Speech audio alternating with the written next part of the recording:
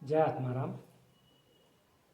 आप सभी के अंतरात्माओं को मेरा सादर प्रणाम। आशा करता हूँ कि आप एक आनंदपूर्ण और शांतिमय जीवन व्यतीत कर रहे होंगे, सारी समस्याओं से मुक्त होंगे।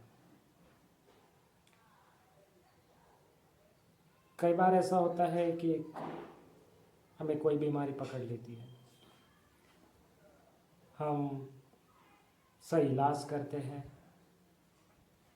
सही दवा होती है, सही इलाज करने वाला व्यक्ति होता है, फिर भी हमारी बीमारी ठीक नहीं हो पाती, लंबे समय तक चलती है। दर्द, यातनाएं जो कि तो बनी रहती है। तो इसका क्या रीज़न है? प्रॉपर मेडिसिन चल रही है और जो इलाज करा रहे हैं डॉक्टर लोग बहुत बढ़िया है, कई लोगों को ठीक कर दिया उन्होंने। तो कई बार सवाल आते हैं कि हमें ठीक क्यों नहीं कर पा रहे हैं। तो मैं अक्सर अपने वीडियो में कहता रहता हूँ कि ये जो बीमारी होती है, कोई भी बीमारी लो, स्थूल शरीर में सिर्फ वो प्रकट होती है। एक्चुअली उसका जो उगम स्थान है वो हमारे सूक्ष्म शरीर के अंदर है। जो सूक्ष्म शरीर हमारी ऊर्जा पे चलता है, ऊर्जा में अगर इम्बैलेंस हो तो उसका सीधा इम्पैक्ट हमारे स्थूल शरीर पे आता है। हम कहते हैं कि हम बीमार हैं या कोई बीमारी हमारे शरीर को जकड़ गई है। तो जब ऐसी स्थिति है कि सही इलाज के बावजूद भी आप ठीक नहीं हो रहा, तो ये ज़रूरी हो जाता है कि आप अपने मन के सूक्ष्म स्थल पे जाके उसका कोई रीज़न है क्या, वहाँ कुछ रीज़न आपको पक्का मिल जाएगा अगर आप वहाँ ठीक ठीक ढूंढोगे तो ऐसे कुछ रीजंस मैं बताता हूँ ताकि आपको आसानी हो अगर आप ऐसी किसी दुविधा में फंसे हैं तो। कई बार हमारे जीवन में कोई बहुत बड़ी दुखद घटना घटित हो जाती है, हमारी रिएक्शंस अलग अलग होती है, हम शोक में डूब जाते हैं, कभी क्रोध भी आता है, कभी आत्मग्लानि से भी भर जाते हैं कि अगर मैं इस तरह की गलती न करता तो ऐसे नहीं होता। और जो ये जो सारी नकारात्मक भावनाएं हैं, शोक है या आत्मग्लानि है या क्रोध है, इससे हमारे सूक्ष्म शरीर में ऊर्जा का इम्बैलेंस हो जाता है। प्राण शक्ति की जो फ्लो रहता है, प्रॉपर फ्लो, तो उसमें अवरोध पैदा हो जाते हैं और बीमारी आ जाती है। जब तक हम उस अवरोध को नहीं हटाएंगे, वापिस उस स्थिति में, दुखद स्थिति में जाकर हम ये क्लियर नहीं कर देते कि इसमें हमारी कोई गलती नहीं, हम आत्मग्लानि को दूर करेंगे, हम शोक नहीं करेंगे कि यह तो घटनाएं घटी थी, होती रहेगी, हमारा कोई कंट्रोल नहीं इसके ऊपर, ऐसे अगर हम सोच रखेंगे तो हम उस बीमारी से, उस अवरोधों को, जो अवरोध प्राण शक्ति के फ्लो होने में अवरोध पैदा हुए, तो अवरोध को दूर कर कर एक बेटर रिजल्ट ला सकते हैं। दूसरे ऐसा हो सकते हैं कि हमारा बहुत ही नज़दीकी व्यक्ति है, हमारा रिश्तेदार, माँ है, पिताजी है, भाई बहन है, हमारा स्पाउस है, तो ये एक लंबे समय तक बीमार रहते हैं, हम उसकी बड़ी सेवा करते हैं, इस आशा में रहते हैं कि ठीक हो जाएंगे। अगर उनकी मृत्यु हो जाती है तो हम बहुत एक दुख स्थिति में जाते हैं, दुख में डूब जाते हैं। ऐसी स्थिति में भी जैसे मैंने कहा कि अवरोध पैदा हो सकते हैं, ऐसी कोई स्थिति है तो आप स्थिति से बाहर निकलने का प्रयास करें। जितने दुख में डूबे हुए हैं तो उससे उभरने का प्रयास करें। कई सारे रास्ते हो सकते हैं। सबसे तो पहले आप यही मान लें कि ये बहुत सारी घटनाएं घटित होती है, सिर्फ मेरे साथ हुई ऐसा नहीं, बहुत लोगों के साथ होती है और ये होती रहेगी। प्रकृति का नियम है, प्रकृति के कुछ उसूल है, हर एक के अपने कर्म फल है। तो ये सकारात्मक सोच रखो और वो दूर हो जाते रहेंगे। तीसरे कि हम जहाँ भी काम करते हैं, ऑफिस में, दुकान में या किसी के साथ, तो वहाँ एक ऐसा एटमॉस्फेयर होता है कि हमें निराशा से भर देता है कि हम लोगों के साथ ठीक ठीक कोऑपरेट नहीं कर पाते या लोग हमारे साथ कोऑपरेट नहीं कर पाते। हम जिस तरह से चाहते हैं तो विदाउट कोऑपरेशन हम काम को उस ऊंचाई पे नहीं ले जा सकते, काम को अंजाम नहीं दे पाते, तो एक फ्रस्ट्रेशन आ सकता है। तो ये भी बीमारी का कोई रीज़न हो सकता है। मैं तो एक जनरली बोल रहा हूँ, व्यक्तिपरक पे अलग भी कुछ हो सकता है। तो उस निराशा से उभरने के लिए भी हम बीमारी को न्योता दे देते हैं। और कभी ऐसा भी हो जाता है कि कोई विवाहित स्त्री या पुरुष है और अपने स्पाउस के साथ पट्टी नहीं है, तो झगड़ा होता है, बात डिवोर्स तक चली जाती है।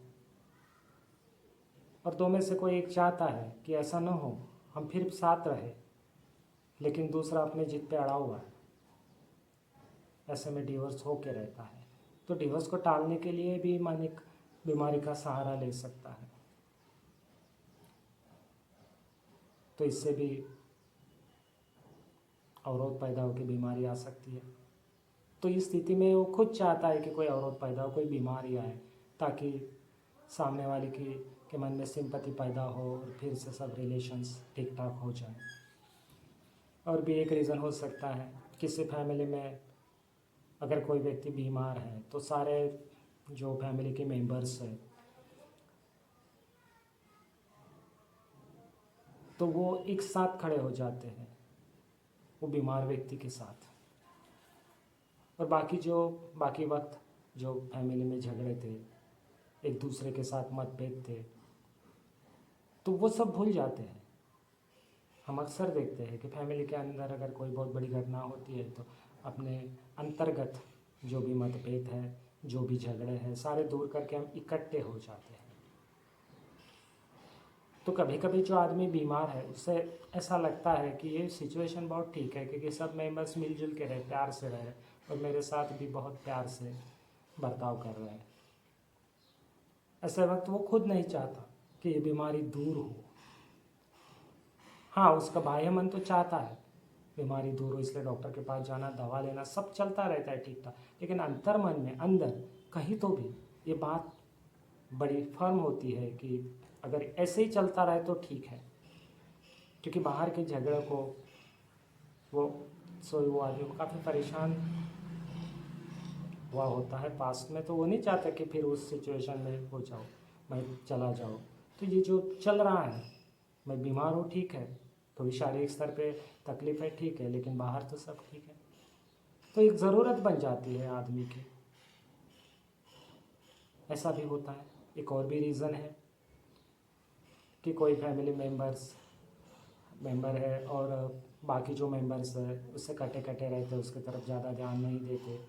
तो और जब वो शख्स बीमार हो जाता है, फैमिली मेंबर बीमार पड़ता है, तो बाकी लोग बड़ा ध्यान देते हैं, उसकी बड़ी केयर करते हैं, डॉक्टर के पास लेके जाते हैं, दवा देते हैं, जो चाहिए वो ला के देते हैं, उसके खाने पीने का ठीक ठीक इंतज़ाम रखते हैं। तो उससे लगता है कि ठीक है, मैं बहुत केयर कर रहे हैं भाई, अदरवाइज़ तो निगलेक्ट कर रहे थे। तो ये समस्या जैसे ओल्ड एज में बहुत ज़्यादा होती है, तो वो चाहता है कि ये ऐसी स्थिति बनी रहे, तो वो बीमारी को पकड़ के रखता है अपने अंतर मन में, उससे बीमारी ठीक नहीं होती।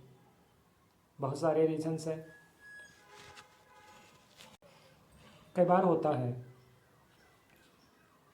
कि फैमिली के अंदर हम किसी व्यक्ति को चाहते तो बहुत है, प्रेम तो बहुत करते हैं, लेकिन किसी कारणवश कोई नकारात्मक प्रसंग घटित हुआ हो तो ये नकारात्मक भावनाओं को पकड़ लेते हैं मन में, वो हमेशा बनी रहती है। तो उस दौरान हम बहुत क्रोधित हो जाते हैं। तो उस वक्त अगर जिसको बड़ा क्रोध आया वो बीमार पड़ जाता है तो सामने वाला व्यक्ति पे बड़ा व्याकुल हो जाता है, क्योंकि बहुत गहरा संबंध है, बहुत प्रेम है एक दूसरे से। लेकिन एक टेम्परेरी स्टेज आई है कि एक दूसरे को पे ऊपर क्रोध हो रहा है, मतभेद हो रहा है। तो पहला वाला आदमी जब बीमार हो और दूसरों को बड़ी तकलीफ होती है तो अंतर्मन उसका चाहता है कि हाँ, उसका जो क्रोध है अंतर्मन में वो शांत होता है कि हाँ ठीक हो रहा है, इसको तकलीफ हो रही ना, तकलीफ होनी ही चाहिए। अगर उसको तकलीफ हो रही है तुम्हारे बीमारी से, तो ये अंतर्मन में हम पकड़ के रखते कि ये बीमारी कंटिन्यू रहनी चाहिए, उसको तकलीफ होती रहनी चाहिए। ये भी एक स्थिति है कि जहाँ से हम बेटर हमारी बीमारी का इलाज हम कर रहे हैं, लेकिन कोई रिजल्ट नहीं आ रहे जैसे आने चाहिए। और एक हम कभी कभी जीवन में ऐसी सिचुएशन आ जाती है कि हम बहुत ही फ्रस्ट्रेट हो जाते हैं। हम सोचते हैं कि अभी जीवन में कुछ भी इंटरेस्टिंग नहीं है, कोई मतलब नहीं रहा। तो इस वक्त भी हम उस नकारात्मक भावना से बीमार पड़ सकते हैं। और जब तक हम अपने सूक्ष्म मन से यह नकारात्मक भावना हटा नहीं देते, हम हमारे स्थूल शरीर पे चाहे कितना भी इलाज कर लो, उसको बेटर रिजल्ट नहीं आएंगे। और कभी कभी ऐसा भी हो जाता है, मेरे देखने में भी ऐसा आया है कि फैमिली का कोई मेंबर जिसे हम बहुत चाहते हैं, तो एक एज के अंदर उससे कोई बीमारी हो जाती है, बड़ी तकलीफ होती है और उसकी डेथ भी हो जाती है। तो हमारे मन में एक विकृत भावना बैठ जाती है कि उम्र की इस स्टेज पर आके मुझे भी ऐसी बीमारी होगी और मुझे भी ये सारे परेशानियों से गुजरना पड़ेगा, क्योंकि उस शख्स की परेशानियां बहुत नज़दीक से आपने देखी है, अनुभव की है, उससे आपको बड़ा क्लेश हुआ है, बड़ी नकारात्मकता आपने उस दौरान इकट्ठी की है। तो आपको भी लगता है कि उस एज में जाकर मुझे भी ये सारे परेशानियाँ उठानी पड़ेगी, ये बीमारी लग जाएगी, मेरी भी डेथ हो जाएगी। तो ये नकारात्मकता की एक कड़ी बनती जाएगी और एक बीमारी को पैदा करेगी। सिर्फ पैदा नहीं करेगी तो पकड़ के भी रखेगी। तो ये सारे एक रीजंस है। अगर आपके साथ ऐसा हो रहा है कि आप कोई बहुत गंभीर बीमारी नहीं है लेकिन फिर भी बेहतर से बेहतर इलाज के बावजूद भी ठीक नहीं हो रहा है, तो इसमें से कोई रीज़न है या नहीं, ज़रूर जांच लीजिएगा, आपको हेल्प मिलेगी। जय आत्मा।